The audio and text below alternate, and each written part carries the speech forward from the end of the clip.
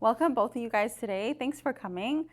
So today the topic is going to be entrepreneurship. So I'm just going to ask a bunch of different questions about entrepreneurship itself, having a small business, what it's like having a business in this area, some challenges, and some also, the beauty of having a business. So my first question is, how did you guys start? So I guess we'll start with Ronica, and then we can go to Natacha. All right. Actually, I started here at Four Corners. I asked Michelle, who is the coordinator of Two Mountains Maker, if I could participate to the Christmas market. And she was like, sure. And a lot of people are starting up with the Two Mountains Market in the area because they're so welcoming. And it's a very nice initiative that it's really basically Michelle who takes on everything and coordinate everything.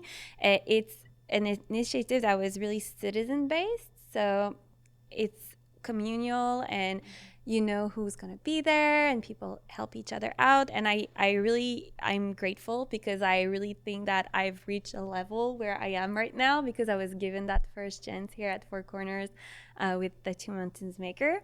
So that's how it started. I remember my first sale was just right here and I was like shaking. It was the first time somebody that I didn't know was buying something from me, and I was so excited, and the little lady was so sweet. But yeah, I started here, and after that it just grew and grew, and I got more attention, and I was very lucky to participate in different markets.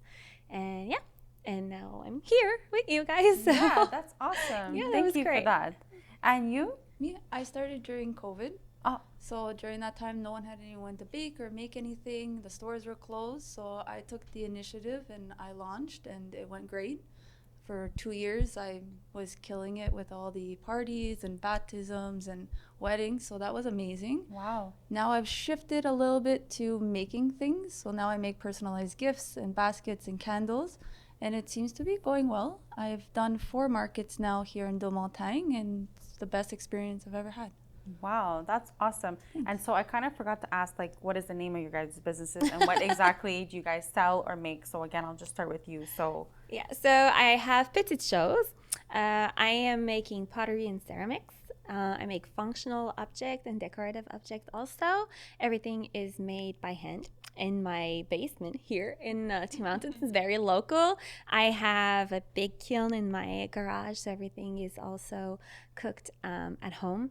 And it's 2 different kind of baking we're doing, but yeah, basically it's that. And I have taken my classes at the Atelier 542 that is in Saint-Eustache, and I keep actually taking class. I have a class tonight, and they are very great, and I've learned so much, and I was making so much pottery that at some point I had like too many bowls and cups and everything in my basement, and people were getting a little bit sick of me gifting them also, I'm sure.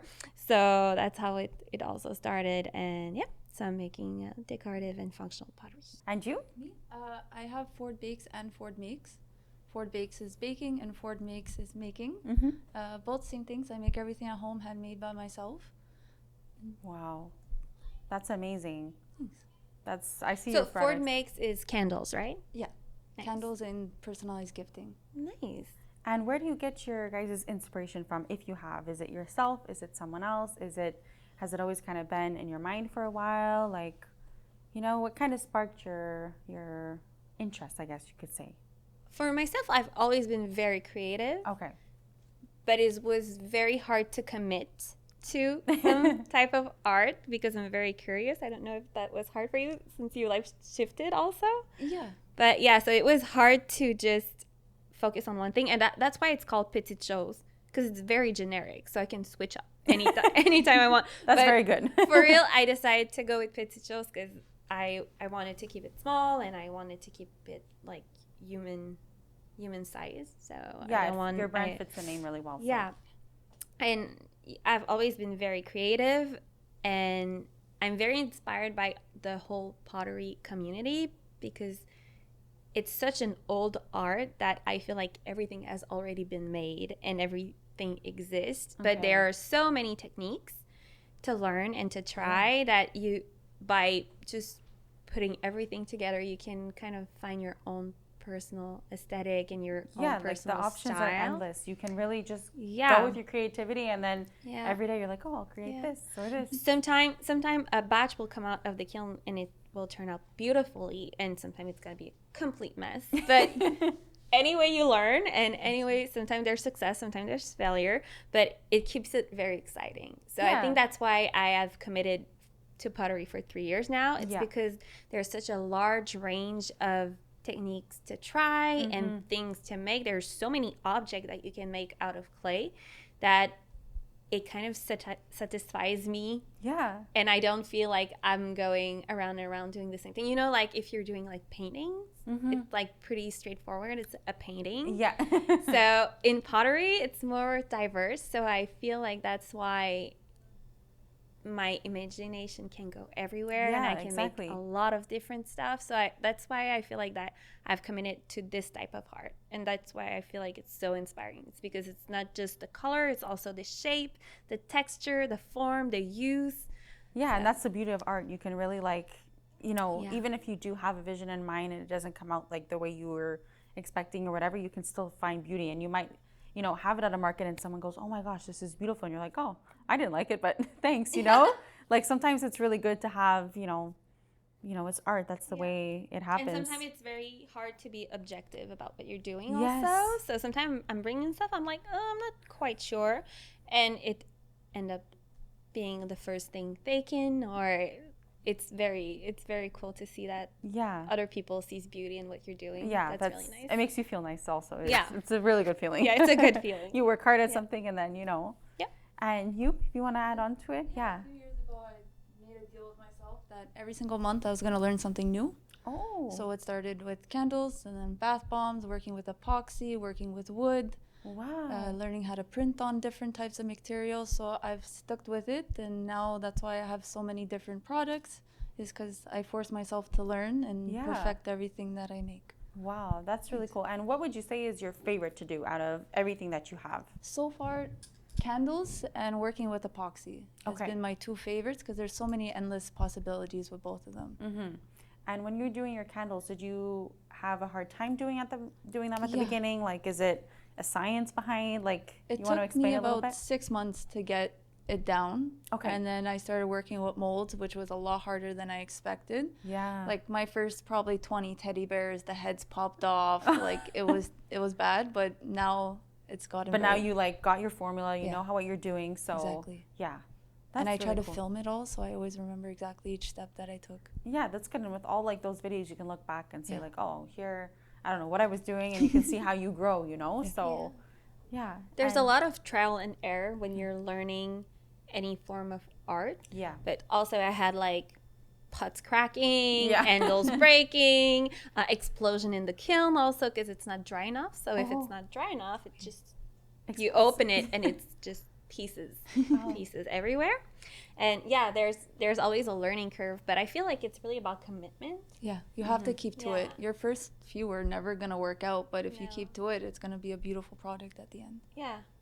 Sometimes people are like, oh, you're so talented, and I'm like, it's more about commitment, I think. And the hard work, and like you said, commitment. It's like sticking to it, and also like you said, learning every day. So seeing what you're able to do. If something didn't go well, first time, second time, even third time, keep trying, find a different way to do it. Go, see what's easier for you, and that's what it is. Yeah, there's also things that come more naturally. Yeah. For me, it's funny because Petites is the name, but I do not enjoy making huge vases or enormous bowls, or it's not something that I like to do. Yeah. And it's really weird because you see that it's Petites, but it respects the name. Yeah. So that's nice, but I'm not gonna force myself to do things that are not natural for me or don't come as not easily, because everything has a challenge. Yeah. But I don't feel like feeling frustration while I make something. No. So you want it to be a good experience. Yeah. So if I'm not there yet, I'm not gonna do it. So. And also, your name is Petites, so yeah, might as well stick to your little things. Yeah, nobody's expecting to see something huge on the table with that name.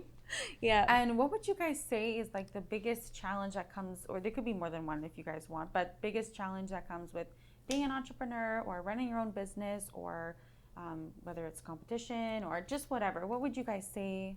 Pricing. Pricing? Yeah, pricing is really hard. Pricing Trying your to work is hard. Adapt to everyone. Yeah. Sometimes you have to take yourself out of that atmosphere and really do things, because some things take 10 hours to make. Yeah. It's true. Yeah, like It's true. I studied business, so the biggest thing that they would say is that if you target to everybody, you're targeting no one. So essentially, your prices are not supposed to fit everybody, because at the end of the day, you're always going to have someone that either, can't afford or whatever. Like, you cannot always please everyone, and that goes with like everything in life. So I understand pricing can be hard, but if you know the value of what you're doing and you price it at the price that it is, it's fine. But yeah, it can for sure be a challenge, because And also the object we're making are kind of common, like mugs, plates, bowls. It's something, all those candles, same thing. Yeah. It's all things that you can find at big Walmart, Costco, wherever. But the thing is, when you know how long it takes to make it, when you know how much work it is, I mean, like, every mug is cooked twice for 12 hours, and then they need to cool. And then they are dipped or they are painted, and it takes... It's not just built in a factory where there's like thousands and thousands that are just shipped out. And sometimes people are like, why would I pay $25, $30, $35 for a mug when I can buy it at Walmart for $2? And it is true. But I have been told that some people, when they bought mugs, they're like, this is my cup. This is the cup I use every morning for my coffee, and I have 12 others in the pantry, but this is the one. And I do feel like, even if it's just an object, I do feel that they have little souls. They have a meaning, for sure, and people can appreciate that. And I think that the experience of going to, and that's the reason why this is the only way I like to sell my stuff, to go to markets. Like, you're meeting the artists, you're seeing people, you're having a journey. It's nice. It's the whole experience around buying that mug and having a moment and choosing it and trying it and holding it. And people sometimes like, can we touch it? I'm like, please do. See if it's comfortable. You're maybe gonna drink your coffee every morning in it. So I do feel like there's a pressure about the price, because you still want to be accessible, but at the same time you don't want to work for nothing, because it is expensive to make candles. It is expensive to make pottery. It doesn't come cheap. There's a lot of costs that are associated with it.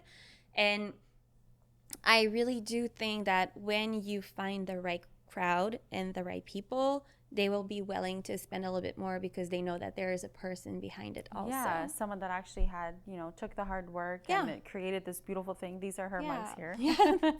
And so I totally understand that. But it is a challenge. I also face that challenge. And on the more positive side, what would you guys say is like the beauty about entrepreneurship in general?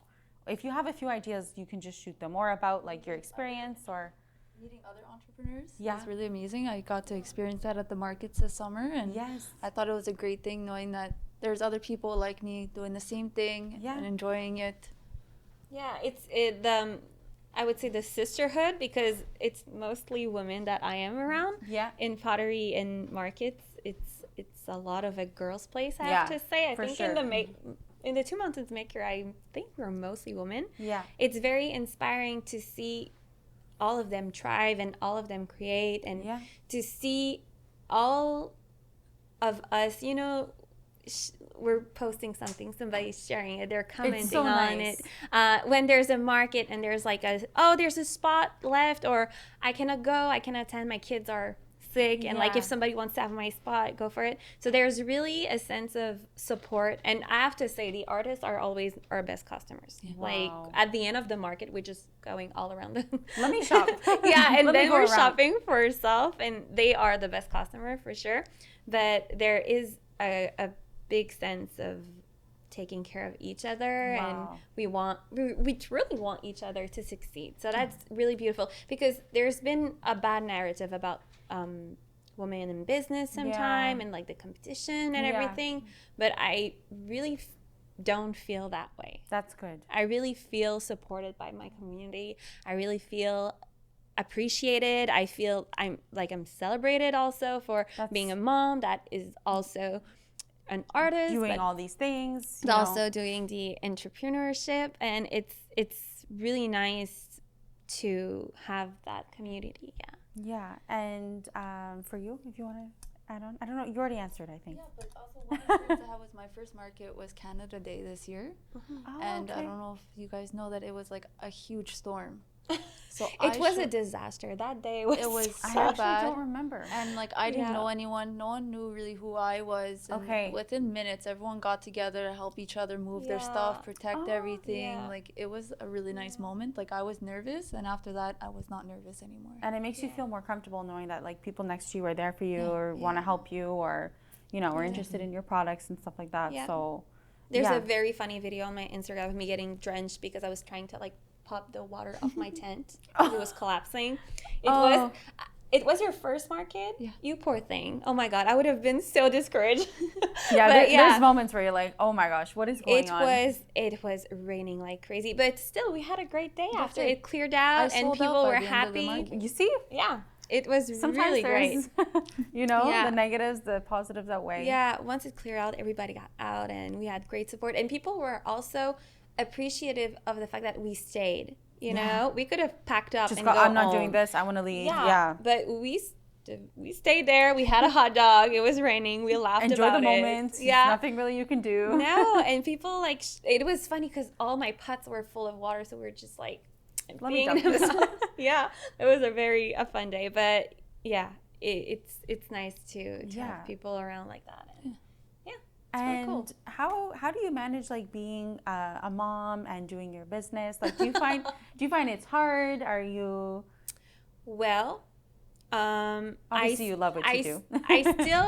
I still think that my first role is to mother my children. They are at home with me. I do have the help of a babysitter when I need to. Yeah.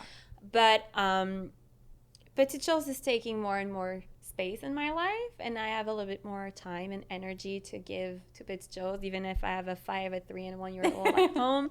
It's intense. I think that people sometimes have a hard time understanding is that I don't want to go big. And it is hard to understand for some.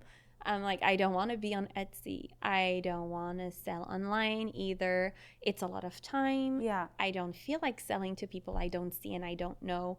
I want to have a relationship with my customer. Yeah. It is a way to emancipate myself from my motherhood because it is very taking. Yeah, for sure.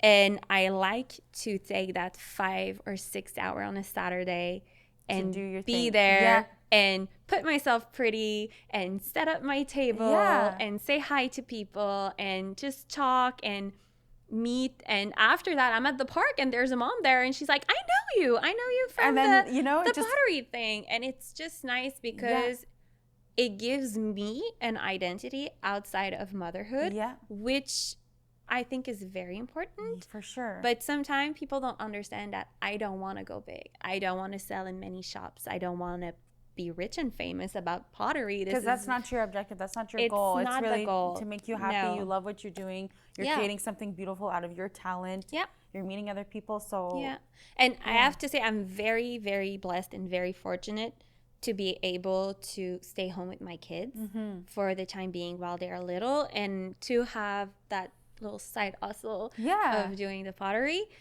But sometimes people don't understand that I don't want to go big. Yeah. And you're like, no, that's not the point. And sometimes they're like, oh my God, I'm like, no, that's really not what I want. If you really want to have what I'm making, well, I'm gonna be at that market. Exactly. And come on over. It's gonna be fun. You're gonna enjoy yourself. And also the fact that it's so exclusive. Well, when I say you should come to that market if you want to have my stuff, well, they come to the market and they see her stuff. Yeah. See? And then it's So it has kind of a ripple effect on Yeah, my for friends sure. who are creators also. You're that helping everybody out at the end of the day. I do think so. I don't think I'm helping anyone on being on Etsy or whatever, which is there's nothing bad about it. But for That's me, not where you're aligned. this is not where I am. Yeah. And I think I would be exhausted if I would be selling through Because then Etsy. after that, it just doesn't stop. Yeah, because You're managing inventory. I'm making. You ask me as a mother, how do I manage? This is how I manage. That's great. This is the limited quantity of stuff I can make. You set yourself boundaries and you just Exactly. I think that's kind of the secret in many aspects of life. To put boundaries and to be for sure. satisfied with what you can do. Yeah, that's a really good point. That's well answered. Very good. Thank you. And are you like super busy with your business? Are you kind of in the same, mindset as her? You want to keep it kind of local? What is your like mindset on it? Mindset is I make sure to always, once I finish work, I like to decompress and I like to work on my stuff.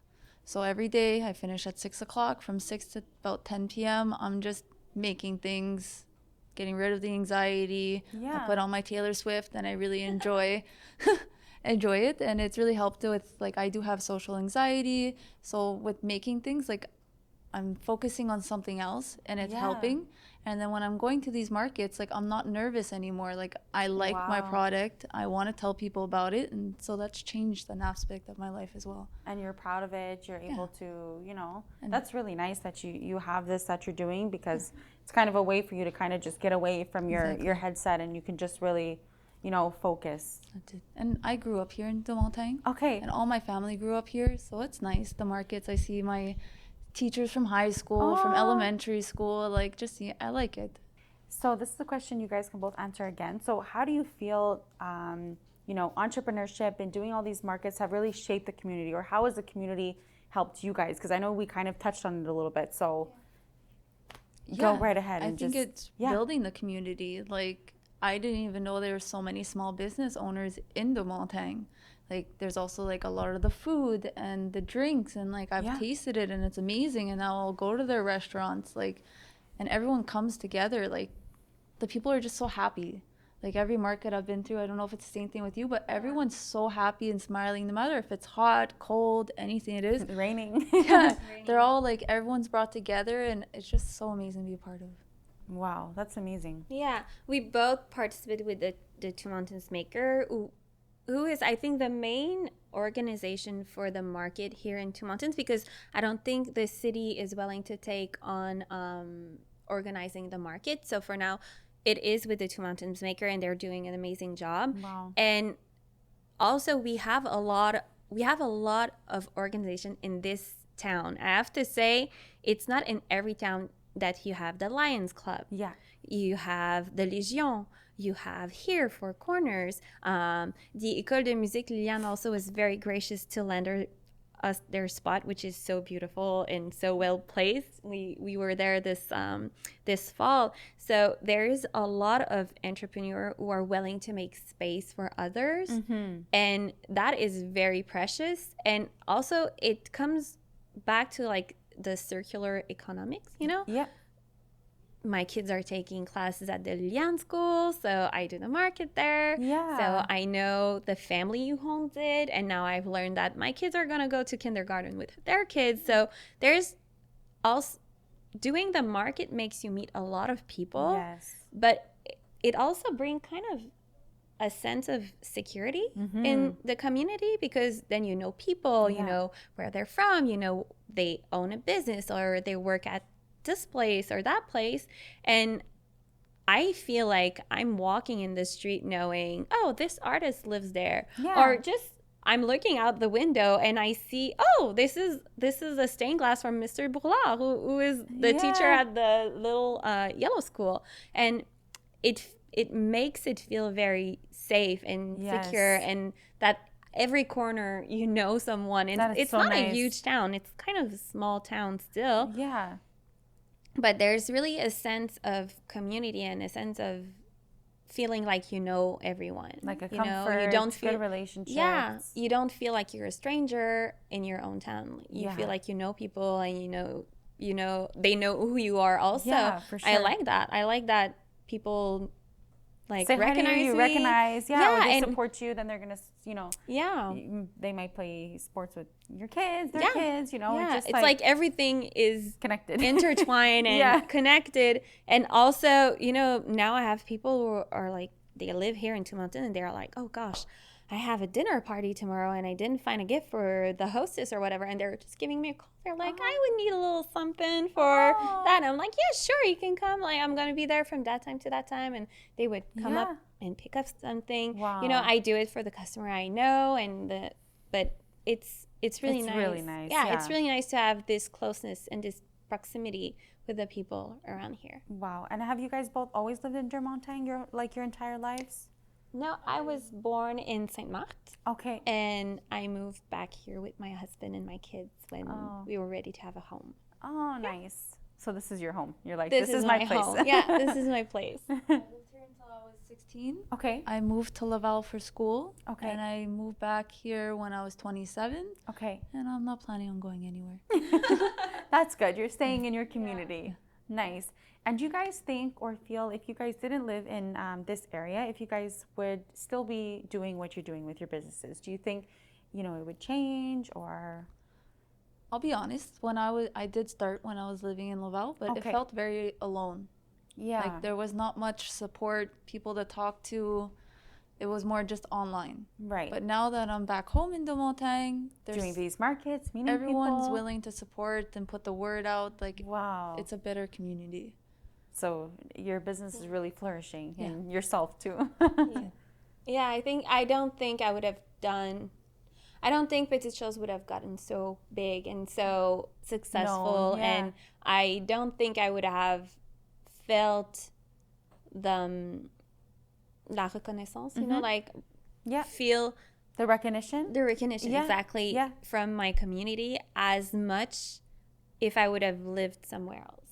Yeah, I really do think that, like a place here, like Four Corners, that does a podcast. I've never done that in my life, a podcast. But I feel like it's a check on my bucket list. Yes. But if I didn't have this community, well, I wouldn't have that scene to show what I do. And it's really nice how this town is making people seen. It's and really come together and everything, even with the kids too. It's not even just the adults in the markets. It's really everywhere with all the different, things going on. Yeah. It's really good. There's like the community connection, the Journal Éveil. So there's really news about the people who actually live here, and they're put on the spotlight. And I think that's why it's so much easier to be an artist here than it would be somewhere else. In a bigger city. Yeah. Yeah, very cool. And with like your background, did you guys ever think that you guys would become entrepreneurs? Is it something that's kind of you thought about when you were younger? Or it just kind of came with the passion? And I did go to business school. Okay. So like it was always a plan. I just didn't know what it was going to be. Yeah. I do auto body work and painting. I always thought I was going to open up a garage and do custom work, and then out of nowhere, boom, I completely changed paths, and I like the way it turned out. But that's like the beauty of life. You can really just experiment with what you do. And like they always say, the best thing is just to find your passion and find a way to make money out of it. So honestly, if you can, and some people like struggle with that, and it's not easy to know what you want to do, like depending on whatever age you are, you go to school, you try to study something, and then afterwards you're like, oh, I don't want to do this, so it's amazing that you guys both found like your passion, and that you guys are really happy with what you're doing, I've come from a long line of entrepreneur in my family. My dad was actually had the marina in Saint Marthe. Oh, wow. So that was my dad's dream, and he made it happen. And my dad was always big on making things happen. Determined. And yeah, really. Whether a way or another, there was a way he would do it. Yeah. And I've always been very encouraged to do my little stuff. I mean, I was making little bracelets for the lady of the marina when I was little, and I was selling them. And then I had a breakfast station at the marina. I think I was like 13 or 14, and I would wake up at 5 a.m., make the coffee, the toast, the muffins, and everything for years. And then I became a lifeguard, and I worked for many years. I was actually giving lessons, like CPR lessons and everything. I had my own company of doing that, and I really enjoyed it. And then I went to education. So I was a teacher. I really liked that also. So I feel like I had many, many lives. We also had, my family had the ice cream parlor that is at the corner of the Oka Road and the Boulevard des Deux Montagnes. Oh, wow. So we had that for years also before my mother passed, and it was a great experience. And I have learned so much about running a business from my parents. All these different, experiences. Yeah, they were really good at it, and I mean, nothing was too big or too small and to achieve, and and they were really good also. They gave me a lot of space to participate into the family business. You were included, and you got to feel it for yourself at a young age. Yeah, I did. I was included, and I was very celebrated for being part of the family business. They were really proud of that. So nice. Yeah, wow. It was really nice. It was very, very nice. So I think so. It was always kind of the plan, but I still believe that in the years to come, there's going to be bigger things for us. I know that our town is getting bigger. There's the REM coming. But I really do believe that we need more business locals. They're planning on building condos and everything. It is not into the power of the city. It's a provincial thing. Right. And now I'm very going into politics, but I really do believe that if there's new construction, there has to be space for businesses, for proximity, for coffee shop, for library, to make the town exist and stay what it's like. I want to walk to those places from my house, and I want to stop there with my kids after school. I see the bagel station, that is great. I see the Dairy Queen has been there for years, but we need coffee shops. We need place where people can meet, can gather, can enjoy the city. So that the community can stay the way it is, so it can even grow. The new families that come into the community that they don't have any friends, the kids have no friends. You need those little places like the coffee shops or the little libraries or little whatever. The école de musique that makes concert and kids activities. I do believe that the Oka Road needs to have more space for renting, for artists, for business, I really, really do believe in that, and I really hope that one day one of the locals gonna open. I wish I could have a creative cafe there. I wish people could come and learn pottery or learn how to make candles. I wish I could host my artist friend over to give workshop. This is a big long-term plan, but I do really believe that it would be nice for the community to have that. That's really nice. And if you guys would have one piece of advice you would either give to for example, your children of being determined or, nothing is, that's good. Never give up. Just keep doing it. Even if you fail 50,000 times, just keep at it and you'll get it. That's really nice. Yeah, that's advice that will never get old. And even if someone says something negative, don't take it to heart, because you're gonna get 50 positive things for one negative thing. And also people in life are always gonna like you or dislike you, depending whether you do this or this. So might as well do what you want. I think that the advice I would give is to get educated, even if it's not in a traditional way. I have been told that school was very, very important, so I went all the way to having a master in university. I think it did help me in whatever I'm doing right now because it's a master in education, and I do love to teach pottery also. But I've learned all the pottery skills in night class, in the atelier, on your own time, my own time, as an hobby, which turned into a passion, which turned into your business. It shows, So, and I do believe if you want to learn something, if you really like to do something, surround yourself with mentors, surround yourself with people who are willing to show you the trade, and it doesn't always have to be the classic way of getting an education. I think learning wherever, with whomever, if you feel like it's the right fit for you, is gonna be more precious than anything. Wow, that's true. I really like I'm saying like a lot of sayings in this this episode, but they say like if you're the smartest person in the room, you're in the wrong room, and I love that because it's like it kind of what you said, like you should be learning from mentors, other people, you know, that can inspire you, that you can learn from, and that's just like it just says it all, I find, because you know if you are the smartest one in the room, like why are you there? Like yes, you can teach others, but it's always good to be around other people that can help you get better every day, whether it's whoever, you know.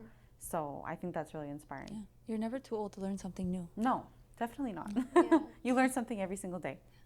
All right, so I want to know what is coming next for you. Do you have any plans coming up, big dreams, something you want to accomplish? I want to hear it. Yeah, I have. Well, one plan is I'm going to start selling my candles on Amazon. Ooh, wow. That's something that I'm going to start doing. That's a big step. Yeah, I want to launch for Mother's Day. So I'll have all the red different things. So that's going to be exciting. And eventually my plan, I'm already starting to look at certain different little places to rent around here. Wow. Like a little craft store I kind of want to start, and kind of what she was saying about teaching. Like maybe once a month doing a candle class to teach people, even like birthdays, different things like that. They can rent the space and I can help them out. But that like would she definitely says, do they've well. got to make this. They have to make the space for the people to be able to find an affordable place to rent out. And nowadays they do a lot of things online, I find. Yeah. So for you to, like, you know, if you could have access to a little space or something where people could come, whether it's a birthday party for kids or whoever that wants to learn how to do it, like in person is just the best. Like it's so interactive. You can, you know, get a feel for what's going on, and yeah, that would be a really good idea. If it happens, let me know. I'll come. Even if it's like, that's why like I love meeting other people in the marts, because if there's 2 other women and we're able to all get together and be able to do something that we've always wanted to, like that's so awesome as well. It's it's a win-win. For sure. Yeah. And you? What's coming for Petites shows? We as myself, me and I. I'm the business. I am me and Petites shows. I'm gonna be giving some workshops. I'll be giving one at Atelier Lune in Saint-Eustache, in the old Saint-Eustache. I'll be participating in market, of course, with the Two Mountains Maker this summer. There's also a market with Ma Banlieue, which is gonna be in Laval at the Parc de la Rivière des Mille-Îles in May. So it's gonna be beautiful over there. It's a nice location. Yes. Also, I am very fortunate to collaborate with other artists that are doing markets, and everything's going to be on my Instagram and my Facebook, of course. And the workshop is really the new thing for me, for Petites shows. I like to share my love of teaching, my knowledge, spend a good time with people. It's always... You're mixing all your passions and hobbies together. I am. I have been also giving workshop in schools with the teacher have approached me with a project that were very linked to the knowledge the kids were learning. Like we did totems with a class at Terre des Jeunes, and we're going to be doing emotion mask for with the first graders also. That's so coming. Yeah, I am very excited. Those are huge projects because it's like 60 pieces. Wow. When I go into school, so it's a lot to manage, but to see how proud the kids are when they get the result is very so nice. Yeah, it's very touching, and all they're very happy, and they're like, look what I made. And it's really so cool. Sweet. Yeah, and they're so young too, you know? And then it's so good for them to be proud of themselves and all. Like it's important. You know? It's really nice. Wow. And what is your Instagram at, just so that people can find you? Petiteschoses.co. Co. So that's my Instagram, and on Facebook you can find me at Petites Choses Éco Ronica Plouffe, which is my name. And your social media ats where people can find you? Yeah, on Instagram you can find me at Ford Bakes, and on TikTok, if you want to watch me make all the things, you can follow me on Ford Makes. Awesome. That's great. Thank you guys so much for doing this episode. It was great. I love to hear both your guys' stories, where you came from, your passions, where your businesses are going. It's really inspiring. I know the audience will love it as well. So thank you very much. Thank you for having us.